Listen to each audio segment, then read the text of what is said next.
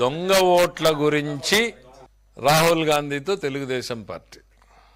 జగన్మోహన్ రెడ్డి గారికి ఎట్లాంటి ఆలోచనలు వస్తాయో నాకు నవ్వు వస్తుంది. అరే, భారతదేశంలో ఓట్ల చోరీ, దొంగ ఓట్లకి మూలం ఎక్కడయ్యా? కేర్ ఆఫ్ వైఎస్ఆర్సీపీ కదా, జగన్మోహన్ రెడ్డి కదా. 5 ఏళ్లలో నువ్వు చేసినటువంటి అరాచకాలకు చివరికి ఏం జరిగింది? మా ఉరవకొండలోనే మొదలైంది కదా. 10,000 ఓట్లను తొలగించాలని మీరు పిటిషన్ పెట్టలేదా? తొలగించింది సిద్ధం కాదా? దాని మీద సెంట్రల్ గవర్నమెంట్ కేంద్ర ఎన్నికల సంఘం నుంచి ఓ కార్యదర్శి వచ్చి బిఎల్ఓలకు సస్పెండ్ చేసి తర్వాత 2 జెడ్పీసీఈఓలు సస్పెండ్ చేసింది మర్చిపోయారా? విశాఖపట్నం మర్చిపోయారా? మా పర్చూరు మర్చిపోయారా? తిరుపతి మర్చిపోయారా? దొంగ ఓట్లకి, ఓట్ల చోరీకి, ఓట్ల తొలగింపుకి పునాదులు మీరే.